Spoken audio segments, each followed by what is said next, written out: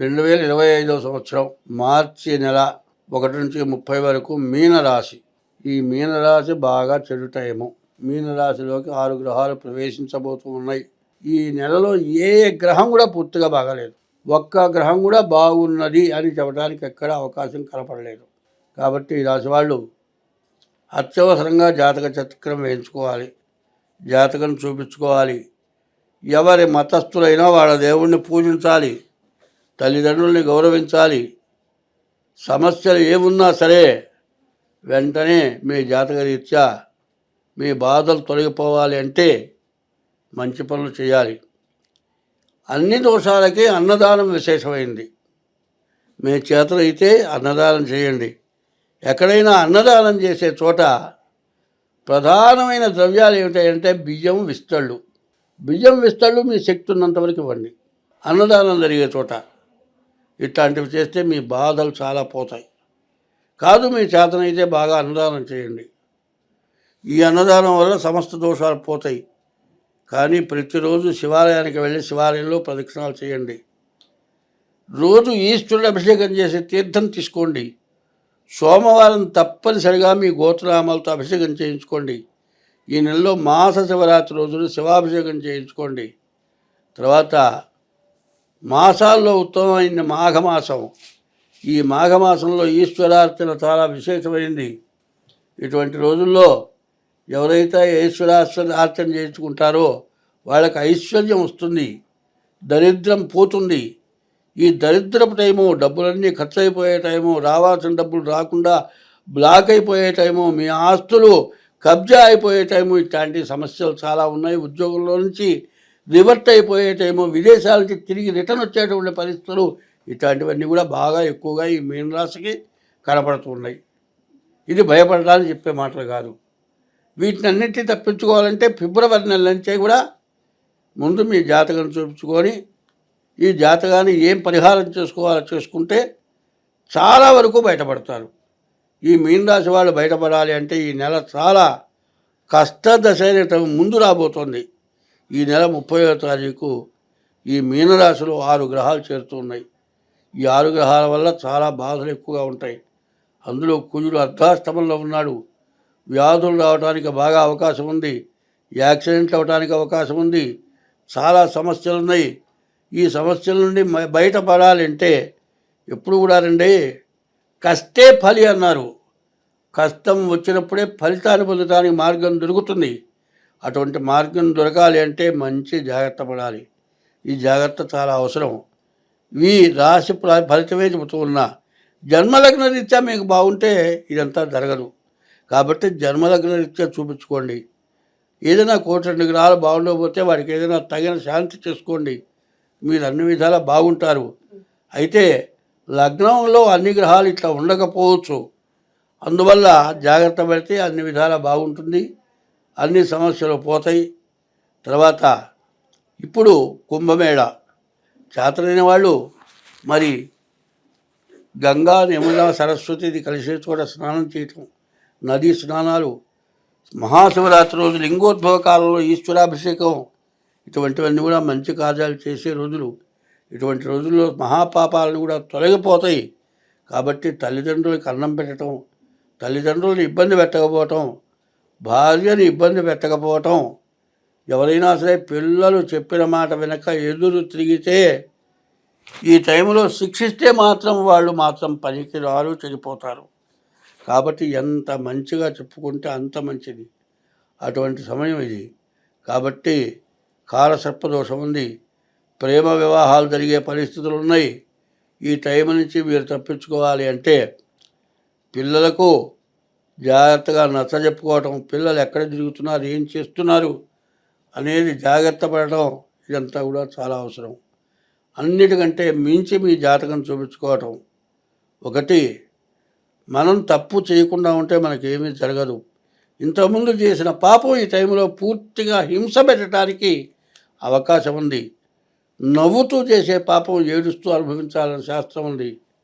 ఇదివరకు ఏదైనా మీరు చేసిన పాపాలే ఇట్లాంటి టైంలో బాగా ఇబ్బంది పెడతాయి. కాబట్టి ఆ పాపం పోవటానికి తగినటువంటి ప్రాయశ్చిత్తం మంచిది. ఆ ప్రాయశ్చిత్తం చేస్తే అన్ని విధాలా బాగుంటుంది. ఈ మీనరాశి యొక్క ఫలితం ఏంటంటే 27వ సంవత్సరం వరకు కూడా పాపగ్రహాలు బాగా ఉన్నాయి. ఈ పాపగ్రహాల ఫలితం ప్రతి వాళ్ళని కూడా ఇబ్బంది పెట్టేటువంటి టైం. ఈ టైంలో మనం ఎంత మంచిగా ఉంటే అంత మంచిది.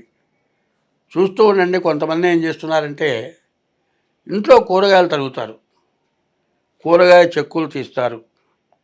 ఆ చెక్కులు తీసి ఏం చేస్తారు, ఇంట్లో ఇల్లంతా పడుతున్నాయని చెప్పి ఒక క్యారీ బ్యాగులో వేస్తారు. అవి మొత్తం మూట కడతారు, తీసుకెళ్ళి రోడ్డు మీద పారేస్తారు.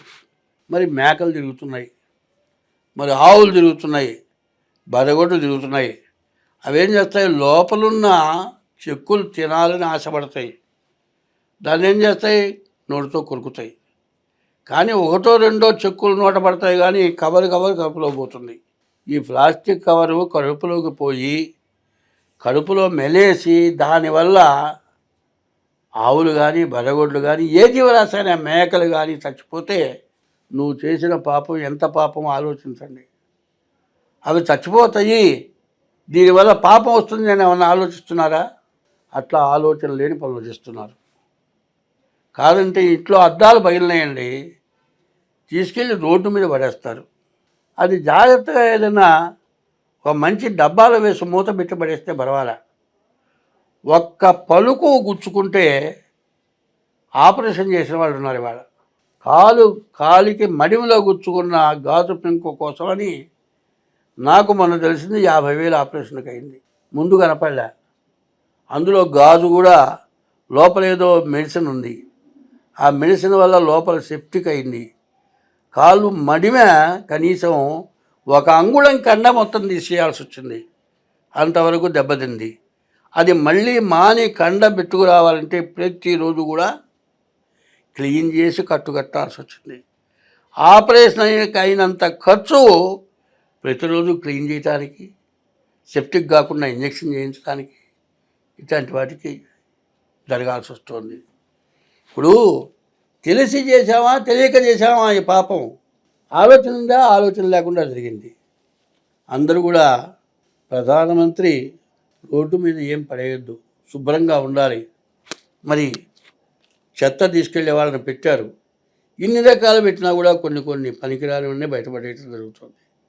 దీనివల్ల చాలా ఇబ్బంది వస్తుంది. కాదండి, గోవు మహాలక్ష్మి అన్నారు. గోవును కొంటారు, మేపటానికి వాళ్ళు దానివల్ల లాభం వీళ్ళకి రాదు. కాబట్టి ఆవు అడుక్కుని నేను అలా గడప తిరుగుతోంది. ఆవుకంత ఆహారం పెట్టండి, మీరు చేసిన మహాపాపాలు మొత్తం పోతాయి. అట్లా చేతులా. నిన్న ఒక చోట చెబుతున్నారు, స్కూల్లో మాస్టరు, ఆయన కూతుళ్ళు కూడా పెద్ద మనిషి అయినారు. 11 ఏళ్ల పిల్ల స్కూల్లో పిల్లతో వ్యభిచారం చేయటం వల్ల పిల్ల కడుపులో నొప్పి వచ్చి గందరగోళమై మరి మన ఆంధ్రాలోనే జరిగింది. అతన్ని పట్టుకున్నారు. ఆ పిల్ల బాగుపడాలి అంటే నెప్పిపోయి మళ్ళీ ఆ పిల్ల దారికి రావాలి అంటే ఎంత కష్టం. వీడు మనిషా పశువా? అది మనిషి చేసే పనేనా? నీ కన్న కూతుర్ని పని చేస్తావా? ఇట్లా చేయరాని పనులన్నీ జరుగుతున్నాయి. ఇటువంటి వాటి నుంచి బయటపడాలి అంటే ఎంత మంచిగా ఉంటే మనం బాగుపడతాం. ఈ చేసిన కర్మ మొత్తం నిన్ను చుట్టుకొని నిన్ను వేధిస్తోంది. ఎందుకంటే నేను చెప్పేది, కిరసనాలో పెట్రోలో తగలబడదనుకోండి, ఆ గాలి మధ్యలో నిలబడితే ఏమవుతున్నావు నువ్వు? ఆ గాలి పీల్చుకొని ఆరోగ్యం దెబ్బతింటోంది. ఆవు చచ్చిపోతే ఆ పాపం నిన్ను వేధిస్తోందని మాత్రం గుర్తుపెట్టుకోండి. ఆవు చచ్చిపోవటం కాదు, జీవరాశులకి హింస. కనీసం మనిషి చేసే పనులు చేయండి, పశువు చేసే పనులు చేస్తున్నారు. దాన్ని నాబోటి వాళ్ళు చెప్పటం కాదు, ఇళ్లలో వాళ్ళు పోయి వాళ్ళని హింసించడం కాదు. ప్రభుత్వం వాళ్ళని ఎట్లా చేయాలో అట్లా చేయాలి. అట్లా చేసిన రోజునే వాళ్ళు చేయరాని దురాఘాతాలు ఇక చేయరు. అట్లాంటి ఒకడిని మళ్ళీ వాళ్ళ జీవితంలో మళ్ళీ దేశంలో మనిషి మొహం చూడకుండా చేసిన రోజున ఇంకోటి అట్లా చేయరు. ఆ రకమైన పనులు ప్రభుత్వం చేయాలి. అందరూ బాగుండాలంటే ఇటువంటి పొరపాట్లు జరగకూడదు. స్వస్తి.